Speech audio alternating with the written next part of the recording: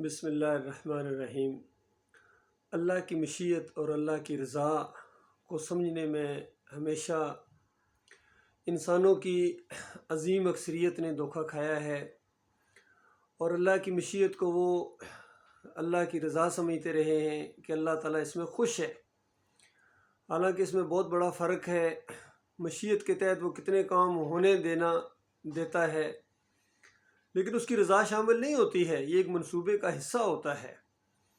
مشرکین مکہ کا سب سے بڑی دلیل یہی تھی کہ اگر یہ سب کچھ ہم کر رہے ہیں، اگر یہ شرک ہے تو پھر کیوں اللہ انہیں دے رہا ہے، کیوں اللہ تعالیٰ نے نہیں پکڑا ہے؟ بلکہ وہ تو یہاں تک کہتے تھے کہ یا اللہ اگر ہم غلط ہیں اور یہ جو ہمیں محمد صلی اللہ علیہ وسلم بتا رہے ہیں اگر یہ سچے ہیں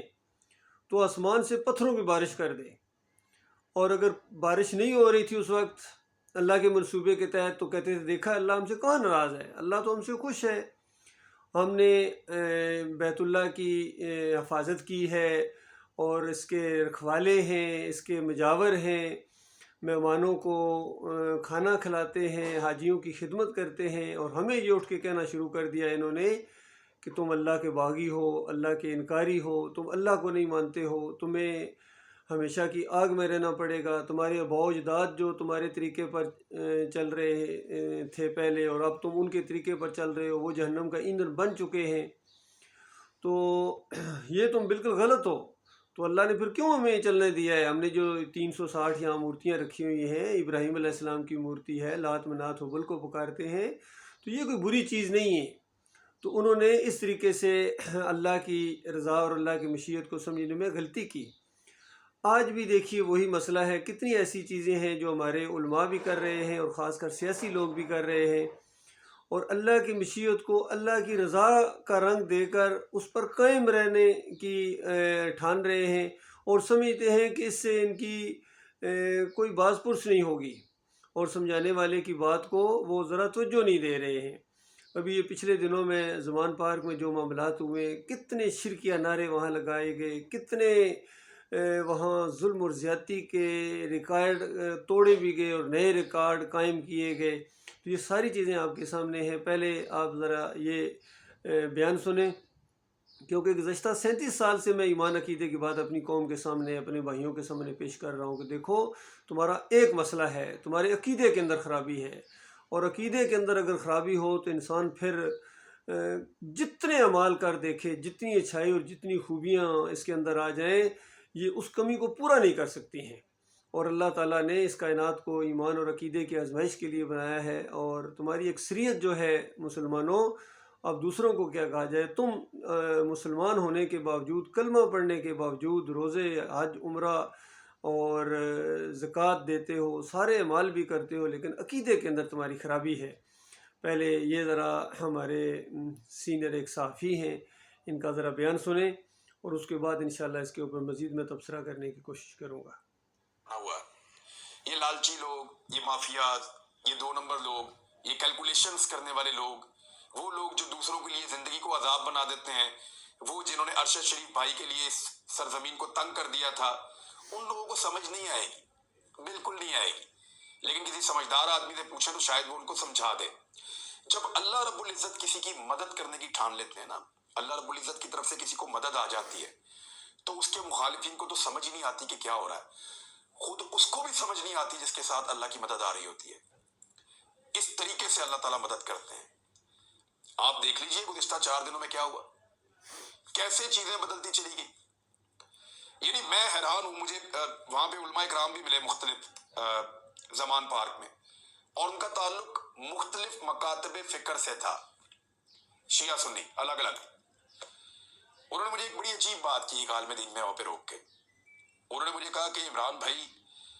ہم ساری زندگی آپس میں لڑتے رہے ہیں اور شاید ہم کبھی اکٹھے نہ ہوتے، لیکن لیڈر کا یہ کام ہے کہ اس نے ہم سب کو اکٹھا کر دیا۔ اس نے کہا ہم سارے اکٹھے ہو کر ایک ساتھ اپنے لیڈر کی پروٹیکشن کے لیے، پٹھان، پنجابی، بلوچی، سرائکی، لاہوری، کوئی کسی علاقے کا بھی ہے، اردو بولنے والا ہے، پنجابی بولنے والا ہے، سرائکی بولنے والا ہے، بلوچی بولنے والا ہے، پشتو بولنے والا ہے، ان کا بھول گئے تھے۔ ہمیں نہیں پتا تھا، ہم سارے مل کر اپنے لیڈر کو بچا رہے تھے۔ ہم یہ بھول گئے تھے کہ ہمیں شیعہ کون ہے، سنی کون ہے، دیوبندی کون ہے، وہابی دیکھیے، یہ خوبی بیان کر رہے ہیں لیڈر کی، کہ یہ لیڈر کا کام ہوتا ہے کہ لوگوں کو ایک پلیٹ فارم کے اوپر اکٹھا کرنا، حتیٰ کہ وہ اپنے اختلافات بھول گئے ہیں اپنے لیڈر کے لیے۔ تو اصل میں اسی نقطے کو اپنی قوم کے سامنے لانا چاہتا ہوں کہ پوری دنیا میں تاریخ بھی موجود ہے، موجودہ یہ جو حالات ہیں اس کے اوپر بھی، کہ لوگوں نے قوم کو اکٹھا کیا ہے، ایک ایک نقطے کے اوپر اکٹھا کیا ہے، اور وہ ایک قوم بنی ہے، بڑے بڑے انقلاب آئے ہیں اس زمین کے اوپر، اور انہی انقلاب میں جو اسلامی انقلاب ہے، آخری رسول محمد صلی اللہ علیہ وآلہ وسلم نے جب لوگوں کو اکٹھا کیا تھا تو وہ کس نقطے کے اوپر اکٹھا کیا تھا، اور آج یہ جو عمران ریاض کہہ رہے ہیں یہ کس نقطے کے اوپر اکٹھے ہوئے ہیں، یہ اصل میں سوچنا کا نقطہ ہے۔ محمد صلی اللہ علیہ وآلہ وسلم نے، اللہ کے آخری رسول محمد صلی اللہ علیہ وآلہ وسلم نے قوم کو اکٹھا کیا تھا ایمان کے اوپر، توحید کے اوپر، اور توحید کی دعوت جب ایک ایسی شخصیت نے اٹھائی تو لوگ دوسرے اختلافات بھول گئے، ان کو پہلے اس کا مقابلہ کرو۔ یہ جو لات منات اور حبل کی خدائی کو چیلنج کیا جا رہا ہے، یہ ابراہیم علیہ السلام کی غوثیت اور اسماعیل علیہ السلام کے نعروں کا بالکل رد کیا جا رہا ہے، ان کی نظر و نیازیں، ان کے واسطے وسیلے، ان کے رکوع اور سجدے، ان کی کھال اتار لی گئی ہے، اور سب کو ختم کر کے کہا جا رہا ہے کہ الہکم الہ واحد لا الہ الا هو الرحمن الرحیم، کہ تمہارا ایک الہ ہے، کوئی نہ ابراہیم علیہ السلام پکار کے لائق ہے، نہ اسماعیل علیہ السلام رکوع اور سجدے کے لائق ہیں، نہ یوسف علیہ السلام رکوع اور سجدے کے لائق ہیں، اور نہ حبل کے بس میں کچھ ہے مشکل کشائی کرنا اور ان کی پکاریں لگانا، ان کے میلے کرنا، یہ جہالت ہے، اور تمہارے باپ دادا جو کرتے آ رہے ہیں وہ جہنم کا ایندھن بن چکے ہیں، اور تم نے بھی بننا ہے۔ اور انکم وما تعبدون من دون اللہ حسب جہنم انتم لہا واردون، کہ تم اور جن کی تم بندگی کرتے ہو، یعنی جن کی وجہ سے یہ سب کچھ کر رہے ہو، یہ تمہارے اکابرین اور تمہارے مزار اور تمہارے گنبد اور تمہاری یہ مورتیاں، یہ سارے کے سارے جہنم کی آگ کا ایندھن بنیں گے۔ تو بتاؤ یہ کوئی ڈیلی بات تھی؟ ایسے نہیں مکہ کے اندر کہرام اٹھا تھا، اور جو مانتے چلے جا رہے تھے اس بات کو، شروع میں کم لوگ تھے، غریب غربا قریب آئے ہیں، اور ان کو کس طرح اذیتوں کے اندر سے ان کے اوپر لاٹھیاں برسائی گئیں، ان کے اوپر پتھراؤ ہوئے، ان کو گلیوں میں گھسیٹا گیا، اور وہ احد احد پکارتے تھے، وہ کسی اور کے نعرے نہیں لگاتے تھے۔ اور آج یہ جو اکٹھے ہو گئے ہیں سارے، یہ واقعی اپنے لیڈر کی وجہ سے ہو گئے، یا ملک کی وجہ سے ہو گئے، یا قوم کی وجہ سے ہو گئے، اپنے برادری کی وجہ سے ہو گئے ہیں، یہ اللہ کی وجہ سے نہیں ہوئے ہیں۔ لہٰذا یہ جمہوریت کے راستے کا جہاد تو ہو سکتا ہے، یہ ملک کے راستے کا جہاد ہو سکتا ہے، لیکن یہ اللہ کے راستے کا جہاد نہیں ہے،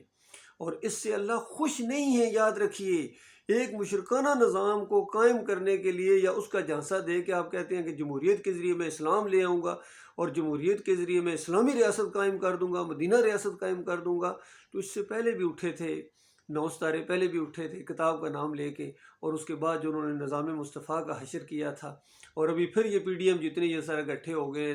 جماعتیں، جس طرح سورہ نمل کے اندر بھی ایسے گروہوں کا ذکر ہے کہ 9 وہ گنڈے تھے اور ایک عورت ان کے اوپر حاکم تھی، تو پوری طرح آج بھی اسی انداز سے یہ سارے اکٹھے ہو گئے، اور ایک عورت اس کے اوپر آج بھی، پھر پہلے بھی ایک عورت نے حکمرانی کی، اور اب ایک اور عورت ہے جو آگے بڑھ رہی ہے، اور سارے بڑے بڑے علماء اس کے انڈر ہیں، بڑے بڑے سیاسی لیڈر اس کے انڈر ہیں، اور یہ پرائم منسٹر کے خواب دیکھ رہی ہے۔ تو بتائیے، اس سے پہلے یہ کچھ ہوتا رہا ہے، کوئی اصلاح کی کام وہ نہیں کرتے تھے، نہیں بھی کوئی اصلاح کی کام، اور اللہ کی کتاب بتاتی ہے کہ اصلاح کا آغاز جب بھی ہوا ہے ایمان عقیدے سے ہوا ہے، جو اللہ کی رضا کے مطابق ہے۔ باقی یہ جو تم اپنے نعرے لگاتے ہو، یہ زمان پاک سے ایسے ایسے مشرکانہ نعرے لگائے گئے ہیں، سارے اپنے اپنے فرقے اور مسلک کے مطابق نعرے لگا رہے تھے، کوئی نعرہ تکبیر لگا رہا ہے، کوئی نعرہ حیدری لگا رہا ہے، کوئی نعرہ رسالت یا رسول اللہ مدد لگا رہا ہے، یعنی مکس ایک کھچڑی، سارا ایک مشرکانہ، اور یہ ساری چیزیں مکس کر کے ایک جو پلیٹ فارم مہیا کیا ہے ہمارے عمران خان صاحب نے، اس کی یہ نہ سمجھے کہ اللہ کی بس مدد آ گئی، یہ اللہ کا ایک نظام ہے، ایک باطل کے ذریعے دوسرے باطل کو کئی دفعہ اللہ تعالیٰ چوٹ مارتا ہے، سزا دیتا ہے، جس کا مطلب یہ نہیں ہے کہ اس پہلے باطل سے اللہ خوش ہے۔ جس طرح فرعون کے ذریعے بنی اسرائیل کے اوپر کتنے مظالم ڈائے گئے، ان کی خبر لی گئی ان کے شرک کی وجہ سے، تو اس کا یہ مطلب نہیں ہے کہ فرعون سے اللہ خوش تھا۔ پھر جب فرعون کی باری آئی تو پھر اس نے بھی چیخیں نکلی، لیکن اس کی بھی پھر مہلت نہیں دی گئی ہے۔ اسی طرح یہ سب کچھ اسی طریقے سے ہو رہا ہے، اللہ خوش نہیں ہے، اسی وجہ سے یہ ظلم اور زیادتیاں ہو رہی ہیں، یہ ساری جو کچھ ہو رہا ہے پوری دنیا کے اندر، اور پھر خاص کر ہمارے ملک کے اندر جو ہو رہا ہے، اپنے اپنوں کو مار رہے ہیں، اندازہ لگے دونوں طرف سے کلمہ پڑھنے والے ہیں اور آیت الکرسی پڑھنے والے ہیں اور قرآن کو ماننے کا دعویٰ کرنے والے ہیں اور مسلمان ہونے کا دعویٰ کرنے والے ہیں، جس طرح اور کیسی ان کی طاقت کو پارا پارا کر دیا گیا ہے، کتنی نفرتیں ان کے اندر ڈال دی گئی ہیں، کتنے بڑے بڑے آفیسرز کو کس طرح عام عوام ہے وہ گالیاں دے رہے ہیں اور وہ ان کے اوپر قتل و غارت کے منصوبے بناتے ہیں۔ اللہ کے بندو، یہ اللہ کی رضا نہیں ہے۔ ہاں ڈیل ضرور ہے، اللہ کی مشیت ضرور ہے، اس نے تمہیں ڈیل دی ہوئی ہے، اور جس دن اس نے رسی کھینچی نا، اس دن عوام کی ساری طاقت کا نشہ جو ہے نا وہ اتر جائے گا۔ اور اللہ کے بندو، یہ طاقت کا سرچشمہ جو ہے نا یہ عوام نہیں ہے،